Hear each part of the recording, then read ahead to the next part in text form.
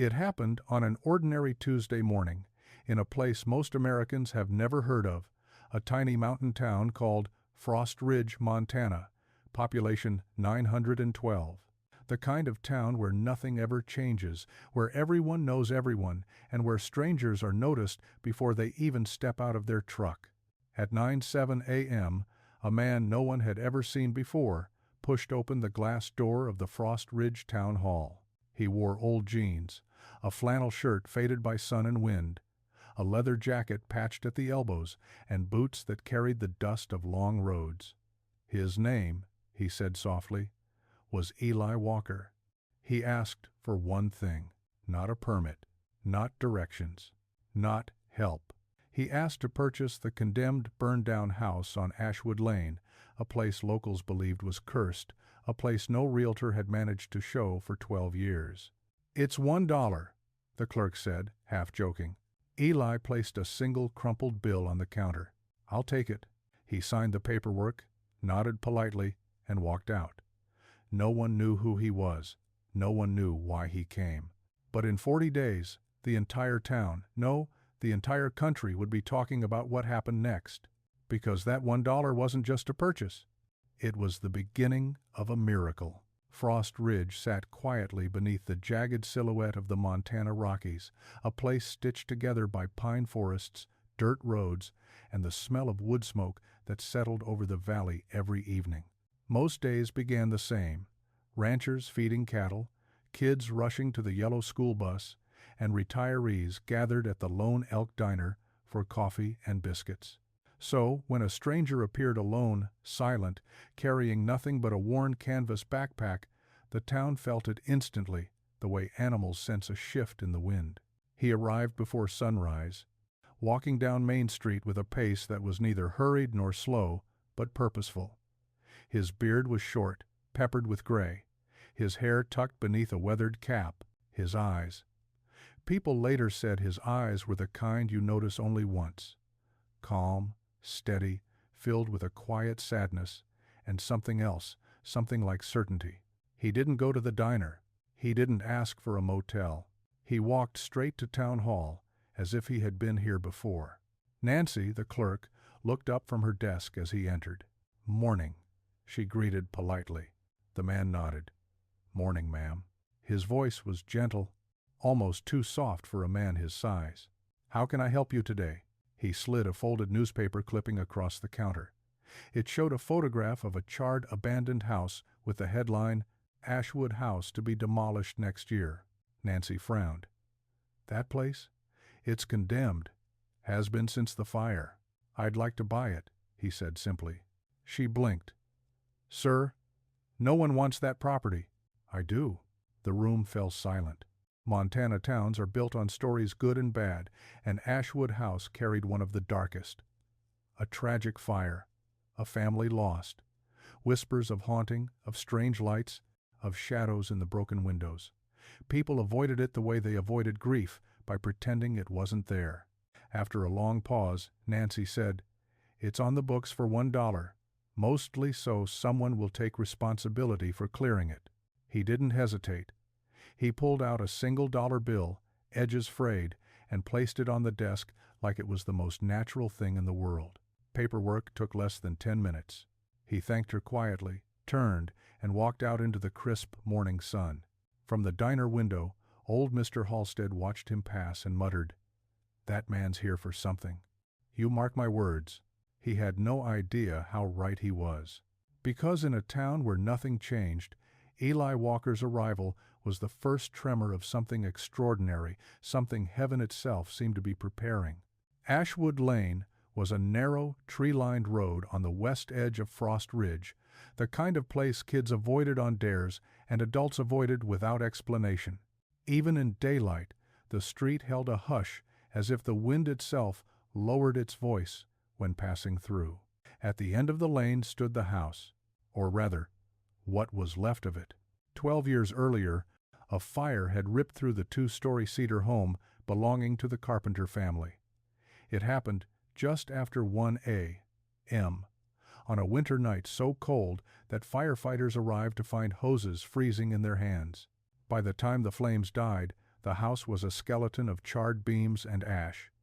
Only one child survived, a boy who was sent to live with distant relatives out of state. No one in town had seen him since.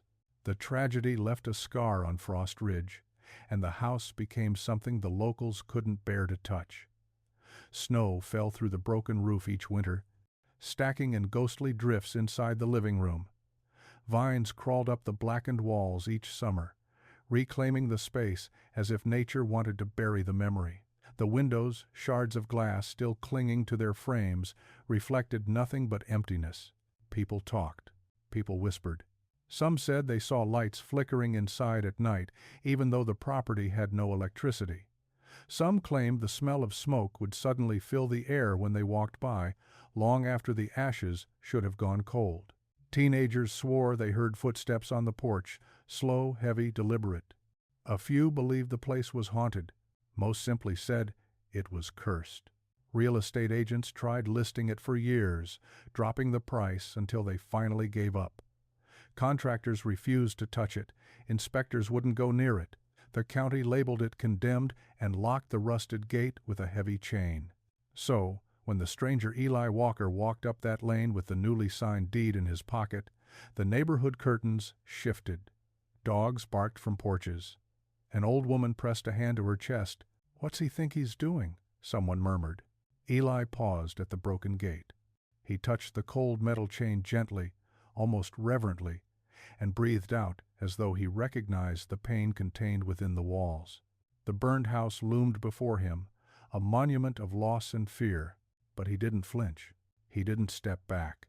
Instead, with a steady hand, Eli lifted the chain, unhooked it, and pushed the gate open. It groaned like something waking after a long sleep.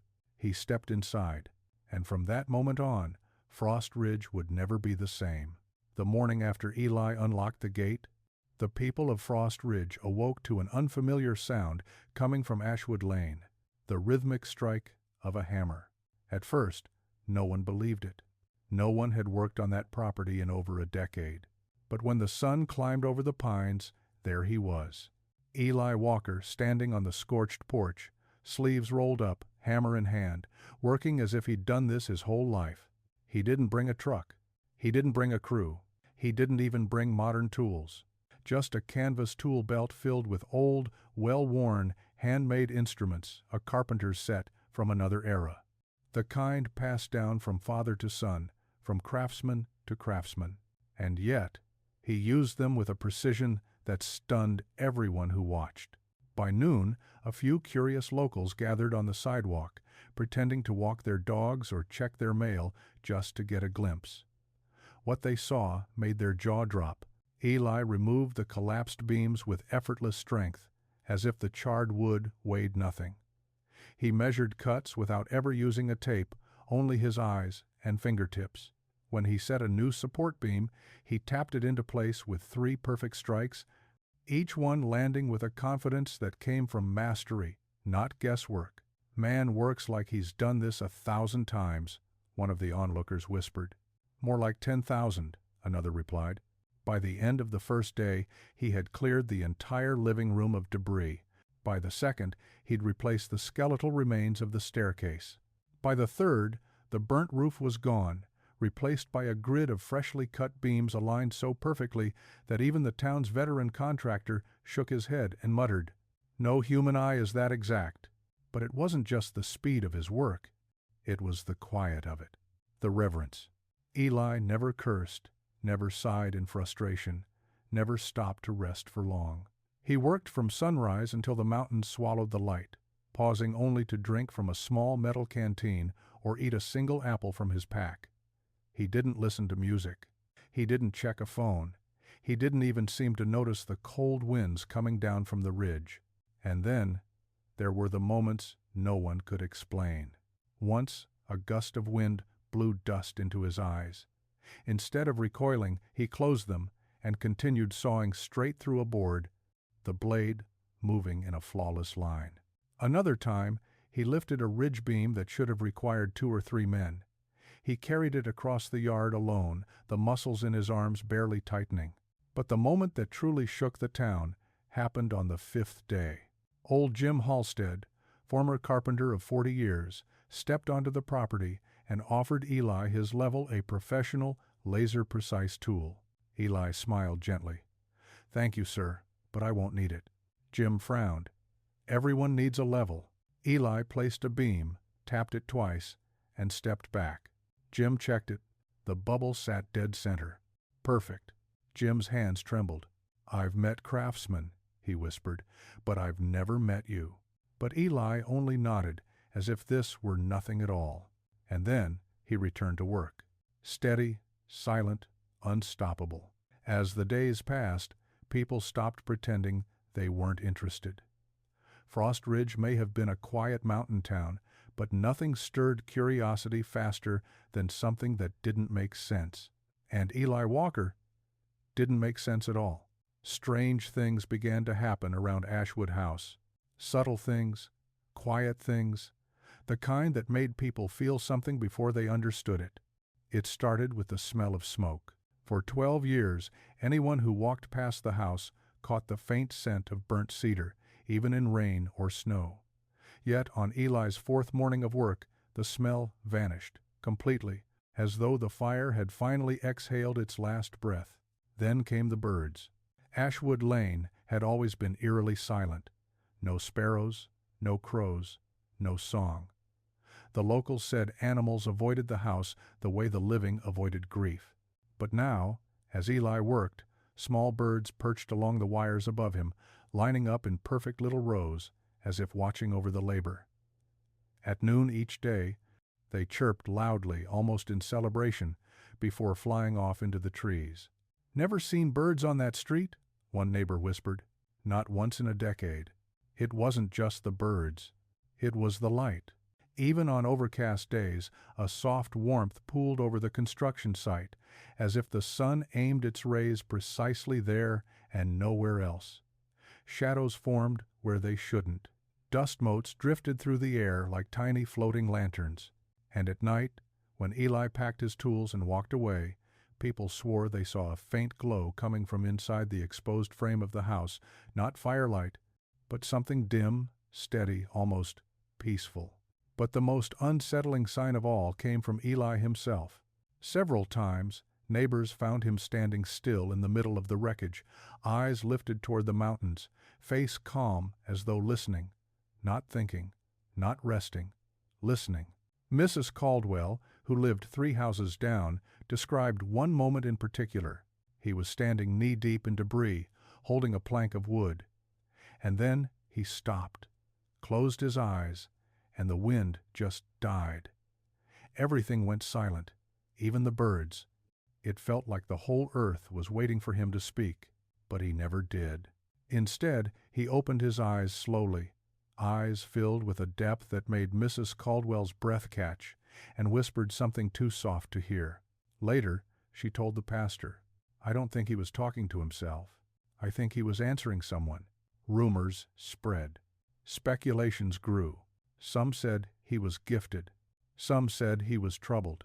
Some said he had a purpose no one could see. But one thing was clear. Whatever was happening at Ashwood House was not ordinary.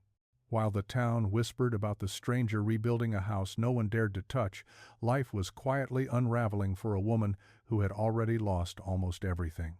Her name was Anna Brooks, 52 years old, a widow, and once long ago, a school librarian who believed books could heal wounded hearts. But life, with its cruel timing, had torn hers apart faster than she could gather the pieces. 3 years earlier, Anna lost her husband, Michael, in a highway collision caused by a drunk driver. The grief alone nearly swallowed her, but the medical bills that followed, stacked like bricks she couldn't carry, finished the job. She sold their home, then her car, then most of their belongings. She moved into a tiny apartment on the edge of town, and then the worst blow came. Her job was cut due to budget shortages. Within 8 months, Anna found herself living in the very thing she had left. Her husband's old SUV, parked behind the small Methodist church on Pine Street. The pastor allowed it because he knew her story, because he saw her quietly crying some nights, head bowed against the steering wheel, clutching the same Bible Michael had given her on their 10th anniversary. Anna was the kind of woman who apologized when people bumped into her, the kind of woman who baked cookies for neighbors even when she barely had enough flour for herself, the kind of woman who whispered, "I'm okay," even when she clearly wasn't. But after months of sleeping in the back seat, washing up in gas station bathrooms, and eating little more than donated canned food, her strength was thinning. Hope was thinning. Faith, once the brightest part of her, now flickered like a candle fighting wind. Still, every night before she slept, she prayed, "Lord, I don't ask for much, just a place to rest my head without fear. Just somewhere to call home again?" Sometimes her voice cracked. Sometimes she could barely get the words out. People in Frost Ridge saw her walking through town with her faded backpack, warm smile, and tired eyes. Some pitied her, some avoided her, some didn't notice her at all, but heaven noticed. And on a chilly Wednesday morning, while Anna sat in her SUV sipping a cup of instant coffee, trying to convince herself she could endure one more day, Pastor John approached her window with a strange look on his face. "Anna," he said softly, I think God wants me to show you something." She blinked, confused. "Show me what?" He hesitated, almost embarrassed by the absurdity of his own thoughts. "The house on Ashwood Lane." Anna frowned. "The burned house? Pastor, that place is condemned." "I know," he whispered, "but I can't shake the feeling that you're supposed to see it." And as Anna stared at him lost, exhausted, yet still somehow hopeful, a quiet stirring rose in her chest, a stirring she hadn't felt since Michael died, a stirring that felt like the faintest hint of home. Pastor John didn't consider himself a man prone to visions or signs. He was steady, practical, the kind of pastor who believed God spoke most often in quiet nudges rather than thunderbolts. But the nudge he felt that morning, heavy, insistent, unexplainable, pulled at him until he couldn't ignore it. He had woken before dawn, unable to shake a single thought. Show her the house.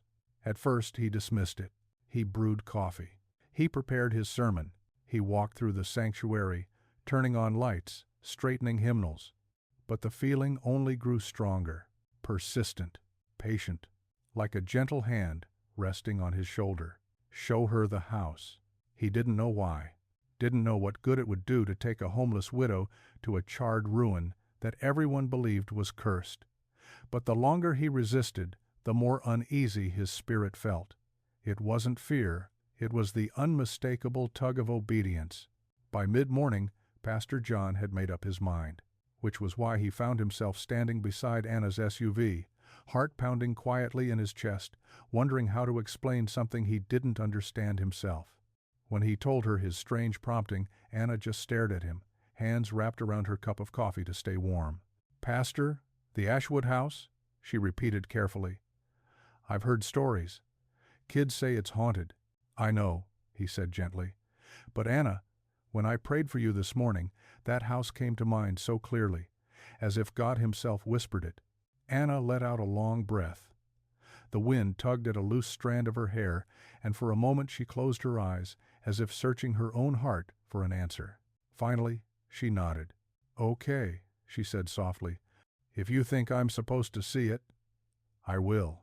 They walked together toward Ashwood Lane, the gravel crunching beneath their feet, the mountains rising around them like silent witnesses. Neither spoke. Neither tried to make sense of the moment. But something shifted in the air as they turned onto the quiet, forgotten street. The breeze softened. The birds fell silent. Even the sunlight seemed to pause. It felt, in a way neither fully understood, as if the town itself was holding its breath. Because timing, when it belongs to God, is never random and never late. Ashwood Lane was quiet when Anna and Pastor John turned the corner. Almost too quiet, like a place holding a story it had waited years to tell. The old trees lining the road swayed gently, their branches whispering against one another as if acknowledging her arrival. Anna's steps slowed when the burned house came into view.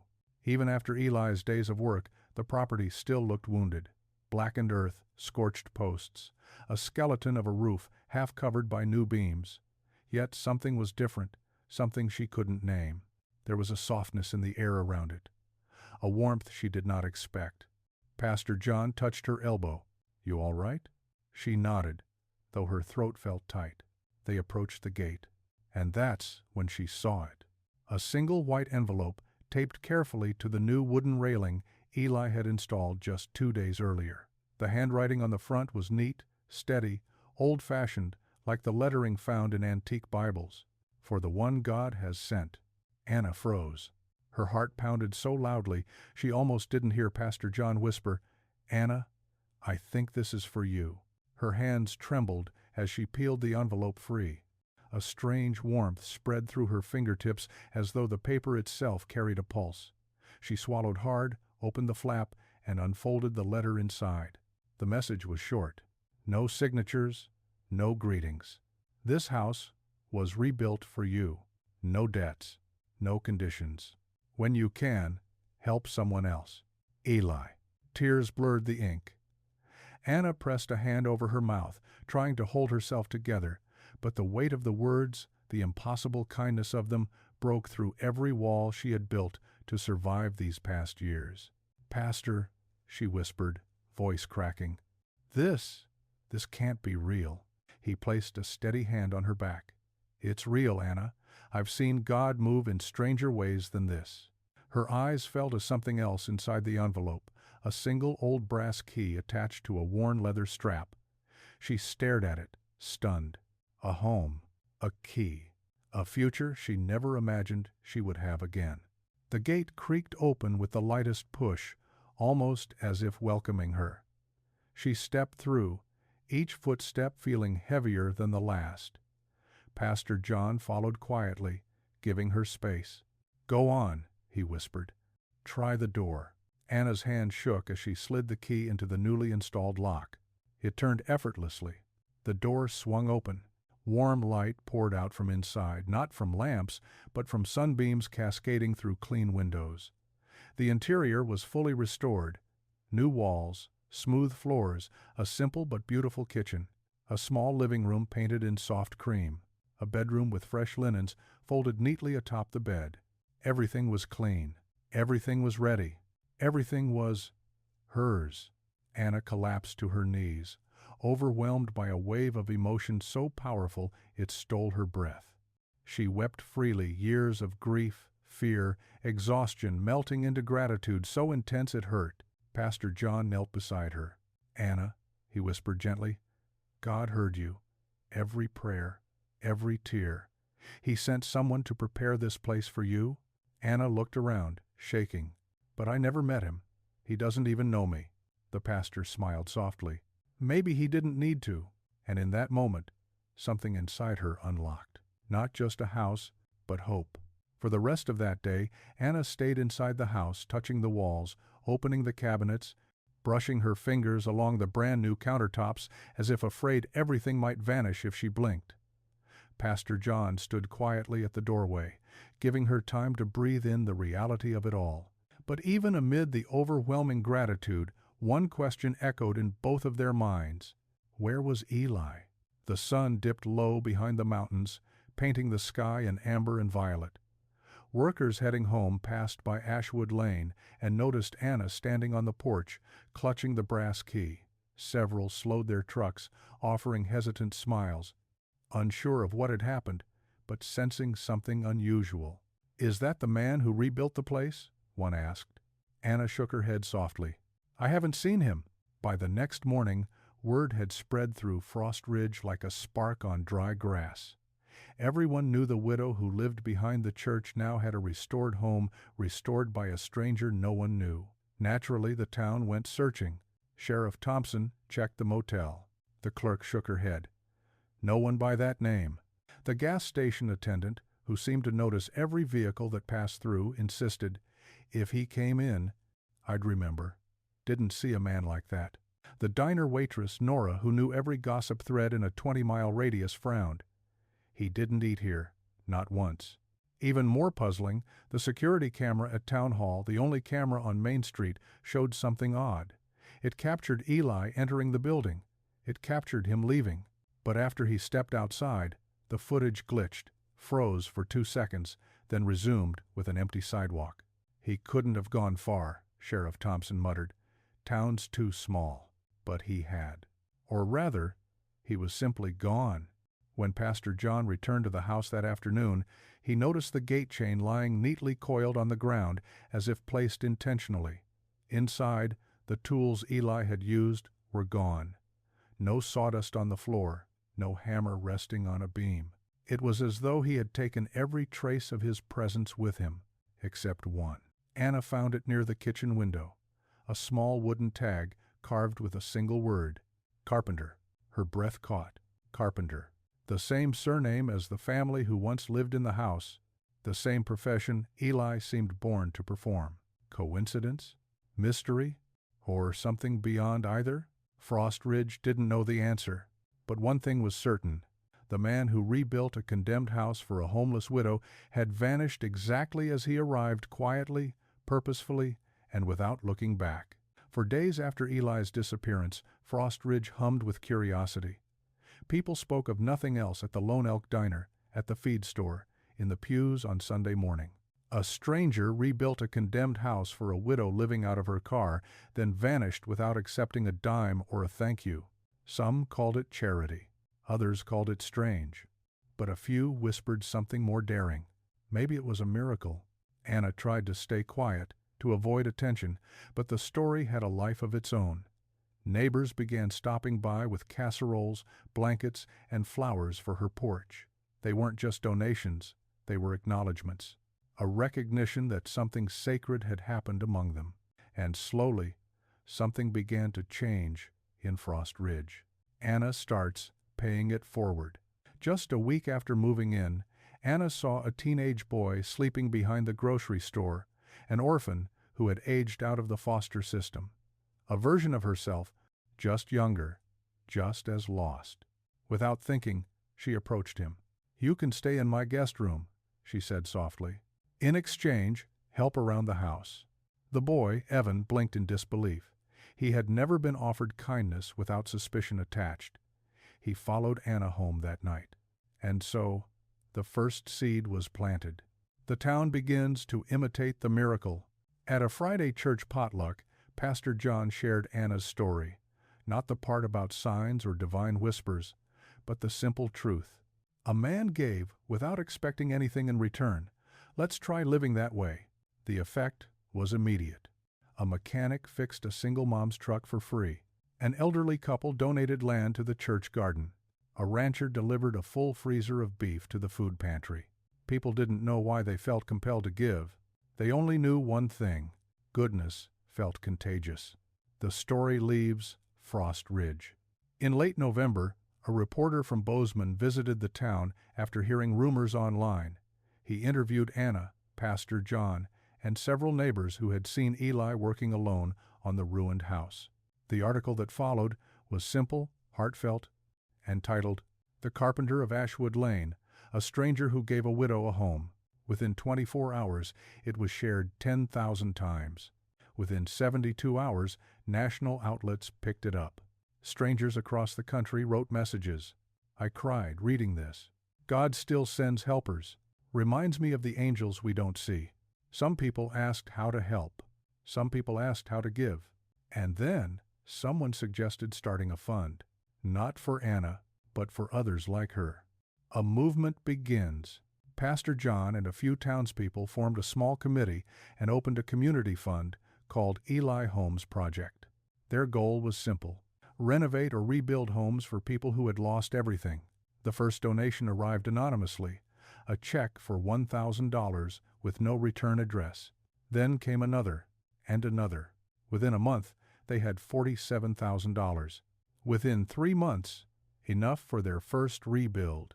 And that was only the beginning, because a single act of silent, unexplainable kindness had sparked something far larger than Frost Ridge could contain. One man rebuilt one home, and a town began rebuilding itself. Winter settled over Montana like a heavy quilt, cold, quiet, honest. Snow blanketed Frost Ridge, softening every rooftop and pine bough, yet nothing could soften the questions the town still carried. Who was Eli Walker, and why did he rebuild that house? The Eli Homes Project continued to grow, But with each donation, each volunteer, each new story shared, a deeper mystery began to surface, one no one expected, one that stretched far beyond Frost Ridge. It began in the most ordinary way, an email. A woman from Oklahoma City wrote to Pastor John after reading the viral article. Her message was short, almost hesitant. "I saw your story. I think the same man rebuilt my grandmother's home after the 1999 tornado. He didn't give a name, but he looked exactly like the man in your photo." Pastor John read it twice, then 3 times. The next day, a letter arrived from North Carolina. "In 2007, after a house fire, a stranger rebuilt our porch. He refused payment, said only, 'Help someone else when you can.' His name was Eli." Then came another from Texas, and Idaho, and Michigan. Different states, different years. Same man, same description. Mid-40 seconds to early 50 seconds. Quiet, gentle, incredibly skilled with wood. Worked alone. Disappeared immediately after finishing. But what unsettled everyone wasn't the similarity. It was the timeline.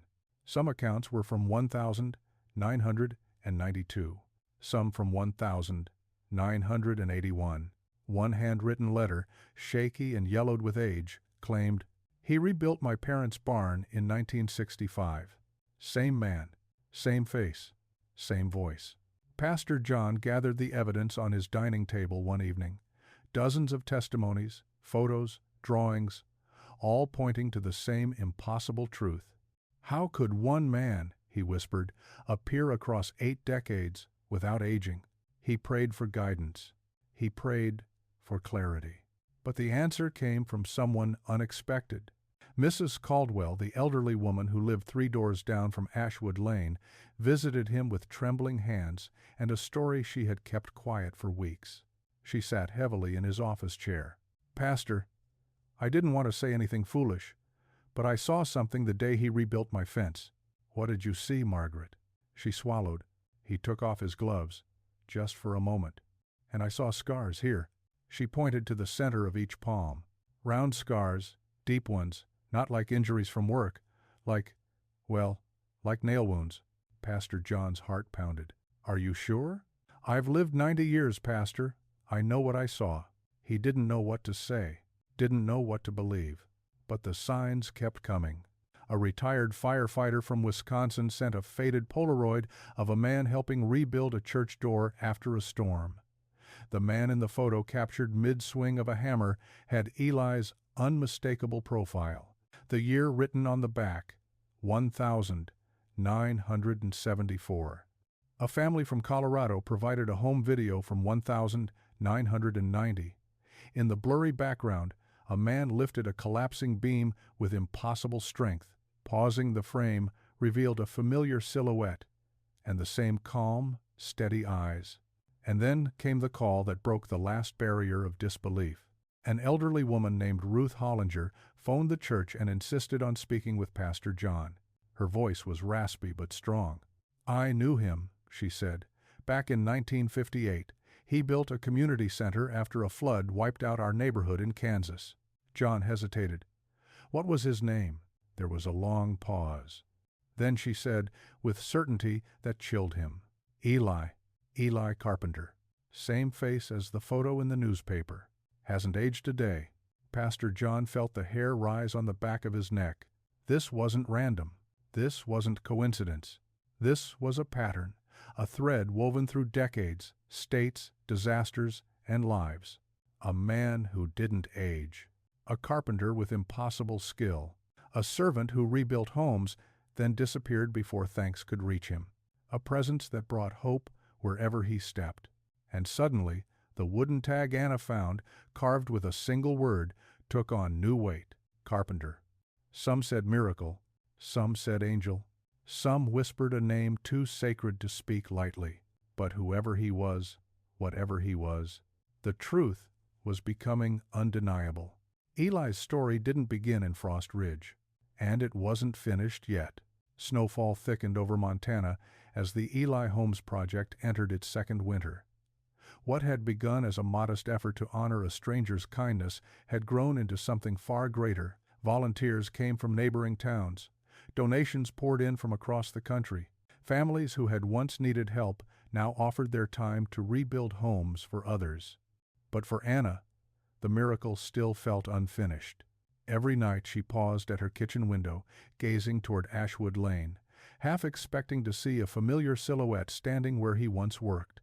She whispered the same quiet prayer, "Lord, if he's still out there, let him know I'm thankful." One evening, just as winter began to loosen its grip, Frost Ridge received its most unexpected visitor. A woman in her 70s arrived in a dusty sedan with Kansas plates. Her back was slightly bent, but her eyes sharp, clear, held decades of memory. She introduced herself at the church office. "My name is Ruth Hollinger. I came here because I heard stories. Stories about a man who rebuilds homes and vanishes." Pastor John felt a tremor of recognition. "You've met him before." Ruth nodded slowly. "More than once." She told her story in fragments, as though revisiting a dream. A flood in 1958, a tornado in 1971, a fire in 1983. Each time, a man had appeared calm, capable, compassionate to restore what had been destroyed. Sometimes he offered a name. Sometimes he didn't. But the face, the hands, the voice, they never changed. "It's him," she whispered. "Eli Walker, or Eli Carpenter, or just Eli. Whatever he calls himself, he's the same man." The room fell silent. "Why are you here?" Pastor John asked gently. Ruth smiled faintly. "Because I'm old, because my time is short, and because I believe the world deserves to know that angels walk among us, even if their feet are dusty and their clothes smell like sawdust." Pastor John exhaled shakily. "Do you think he'll ever come back?" Ruth looked toward the mountains outside the window. "He always comes back, but not to the same place, only where he's needed next." That night, Frost Ridge gathered at the church for a special service of gratitude. Anna attended, her heart heavy but hopeful. Stories were shared, acts of kindness inspired by Eli, homes rebuilt, lives restored. Children who once slept in cars now slept under warm blankets. Parents who had lost hope found new beginnings. As testimonies echoed through the sanctuary, the church lights flickered just once, barely noticeable. But Anna felt something shift in the air, a familiar warmth she couldn't explain. After the service, she walked home alone, through the crisp night, her breath forming clouds that drifted upward like small prayers. As she turned onto Ashwood Lane, her footsteps slowed. The porch light of her home flickered gently, and at the edge of the property, near the old oak tree, she saw it, a single footprint in the snow, large, deep, fresh. Her breath caught. She knelt beside it, touched the edge. It was warm, as if someone had been standing there moments before. "Eli," she whispered, "were you here?" A breeze brushed her cheek, gentle, comforting, almost like a hand. She didn't see anyone, didn't hear footsteps, but she knew. He had come back, not to be seen, only to make sure she was safe. And then, for the first time since he vanished, Anna felt her heart settle. Not because she had answers, but because she finally understood. Eli's mission was never about being recognized. It was about being obedient wherever God sent him. Tonight, he was gone again. Tomorrow, he might be in another town, another state, rebuilding another life. And one day, whether years or decades from now, someone else would tell the same story Frost Ridge now knew by heart. A quiet carpenter, a miraculous kindness, a legacy that would never die. The years that followed felt like borrowed grace for Anna. She lived simply, gratefully, filling her restored home, not with possessions, but with people, lost teenagers, single mothers, elderly neighbors who needed warmth on cold winter nights. The house on Ashwood Lane became more than a miracle. It became a refuge, a place where broken things were allowed to heal. But time, as always, continued its quiet, steady march. By the time Anna turned 73, her steps had grown slower, her breath softer. The doctors in Bozeman called it Heart fatigue, a gentle term for a heart that had worked overtime, loving, giving, carrying the stories of others. Anna accepted the diagnosis with a serene smile. "I've lived more years of blessing than I ever thought I'd see," she told Pastor John. As winter crept into Frost Ridge once more, Anna knew deep inside that her journey on earth was drawing to its peaceful close. She spent her final months doing what she had always done, giving. She wrote letters to every young person she'd taken in. She baked pies for the church pantry. She organized her belongings, leaving nearly everything to the Eli Homes Project. And then came the day, quiet, snow-dusted, strangely warm for January, when Anna asked to be taken back to the house one last time. Pastor John and Evan, now a grown man with a family of his own, rolled her wheelchair onto the familiar porch. Anna inhaled deeply, the scent of pine and cold air filling her lungs. "This house," she whispered, "was the beginning of my second life." They brought her inside.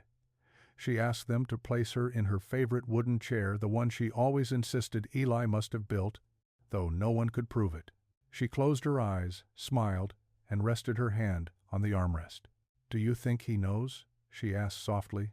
"Do you think Eli knows how many lives changed because of him?" Pastor John knelt beside her. "I think he always knew, and I think he sees you now." A single tear slid down Anna's cheek, not from sorrow, but from fullness. That evening, as the sun dissolved behind the mountains in a wash of pink and gold, Anna's breaths grew slower. The house was silent, except for the soft ticking of the clock Eli had hung years ago.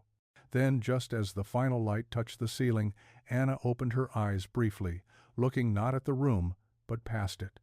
A soft expression spread across her face. "Oh," she whispered, "you came." Her last breath slipped out like a sigh of relief. When Pastor John looked up, a gentle wind brushed through the open doorway, though the air outside was still. It carried the faint scent of sawdust and fresh pine. Evan stepped onto the porch. The snow around the house was untouched except for one detail: a single footprint near the old oak tree. Deep, clear, facing the mountain trail. Anna had gone home, and Eli, faithful as always, had come to walk her the rest of the way. Frost Ridge changed, but not in the loud, headline-making way most towns do. Its transformation was quieter, like snow melting into spring, like dawn slowly replacing night. The house on Ashwood Lane became a landmark, though not a tourist attraction. People didn't come to take pictures. They came to take courage.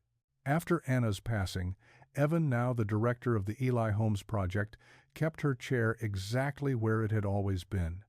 Volunteers said they could still feel her presence, especially in the evenings, when the light hit the window just right. A plaque was added beside the front door. Here lived a woman who received grace and multiplied it.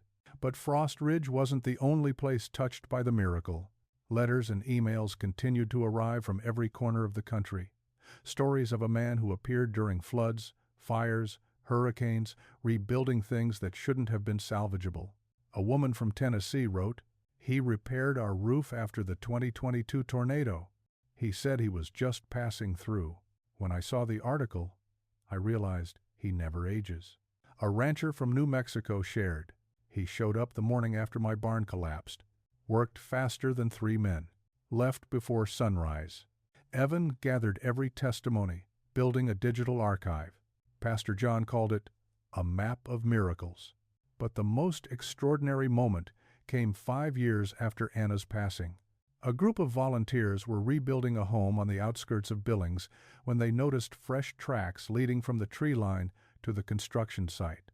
Heavy footprints, too large for any of the workers, circled the foundation, paused at the doorway, then vanished into untouched snow. That night, Evan received an envelope with no return address. Inside was a check for $250,000 and a handwritten note in the same unmistakable script from years ago: "Keep building, keep giving. I am with you. E. W." No one questioned it. No one tried to explain it. Some mysteries aren't meant to be solved, only honored. By the time Frost Ridge celebrated the 25th anniversary of the first rebuild, the Eli Homes Project had grown far beyond Montana. 26 states, 14,000 volunteers, more than 2,000 families with roofs, warmth, dignity, and hope.